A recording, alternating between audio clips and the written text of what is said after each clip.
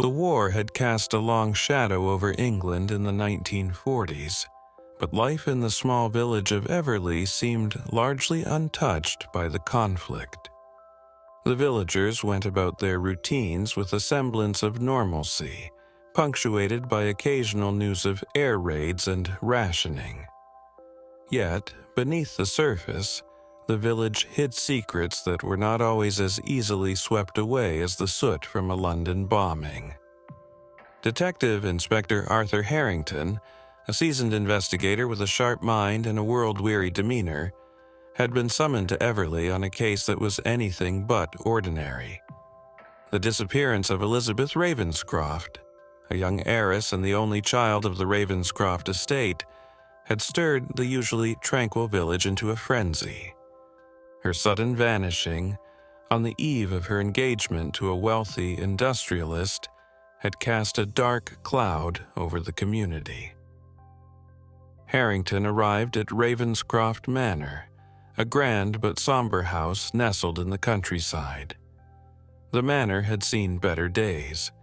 Its once pristine facade now bore the marks of time and neglect. Inside, the air was thick with tension. Lady Eleanor Ravenscroft, Elizabeth's mother, was a woman of frail composure, her hands wringing a delicate handkerchief. Sir William Ravenscroft, her husband, was a burly man with a face hardened by worry and a sharp edge in his voice. "Inspector Harrington," Sir William greeted him gruffly, "thank you for coming. This is a most distressing situation. Elizabeth vanished from her room last night. The door was locked from the inside." Harrington nodded, his eyes scanning the room.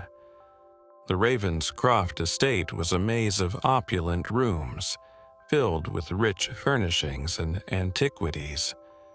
The study where they stood was no exception, but Harrington's focus was on the locked door of Elizabeth's bedroom. It was a curious detail that would need further investigation. "Has anyone else had access to the room?" Harrington inquired. "No," Lady Eleanor replied, her voice trembling. "Only Elizabeth and her maid, Miss Rosamond." "Miss Rosamond?" Harrington asked, raising an eyebrow. "Yes," Sir William said. "A young woman who has been with us for several years. She's devoted to Elizabeth." The detective's next step was to interview Miss Rosamond. She was a striking young woman in her late 20s, with a reserved demeanor and an air of quiet dignity. She claimed she had retired to her own quarters before Elizabeth's disappearance and had no idea what might have happened. "I left her in good spirits," Rosamond said, her eyes not meeting his. "She was preparing for the engagement party. I swear I know nothing of her whereabouts." Harrington noted her reluctance but chose to press further later. His investigation took him next to the estate grounds. The gardens were meticulously kept, but no sign of Elizabeth had been found outside. The village itself offered little solace. The townsfolk spoke highly of Elizabeth, describing her as kind and generous. But no one had witnessed anything unusual. As he sifted through clues, a pattern began to emerge. Elizabeth had been set to inherit a sizable fortune, a detail that had sparked envy in many. One name repeatedly surfaced: Thomas Blake, a local man with a known grudge against the Ravenscrofts. Blake had once been employed as a groundskeeper and had been dismissed under acrimonious circumstances. Harrington's search led him to Blake's small, rundown cottage on the outskirts of the village. Blake was a scruffy, disheveled man whose agitation upon being questioned spoke volumes. He denied any involvement but seemed overly eager to distance himself from the case. "I don't want any trouble with the Ravenscrofts," Blake said defensively. "I haven't even been near the estate since I was let go." Harrington wasn't convinced. He discovered that Blake had been seen in the village shortly before Elizabeth's disappearance, despite his claim of isolation. The turning point in the investigation came when Harrington revisited Ravenscroft Manor and spoke again with Lady Eleanor.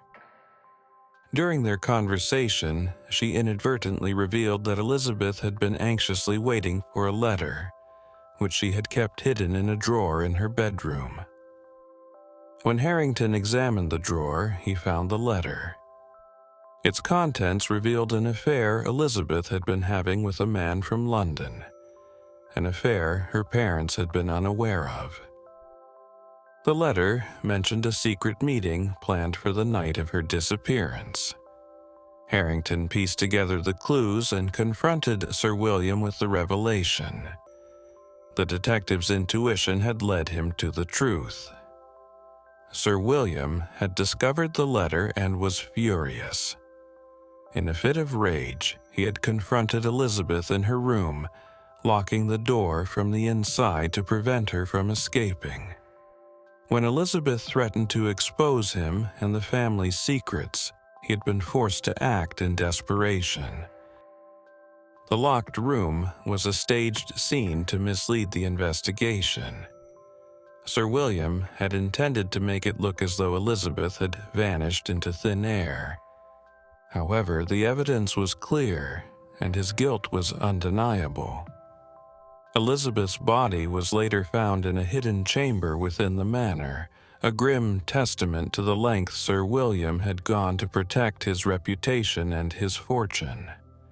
The village of Everleigh was left in shock, the Ravenscroft family's reputation irreparably tarnished. Detective Inspector Arthur Harrington returned to his duties, knowing that, in the end, justice had been served. The shadows of the past had been uncovered, and the case of the Vanishing Heiress had been resolved, but the scars left by the truth would linger in Everleigh for years to come.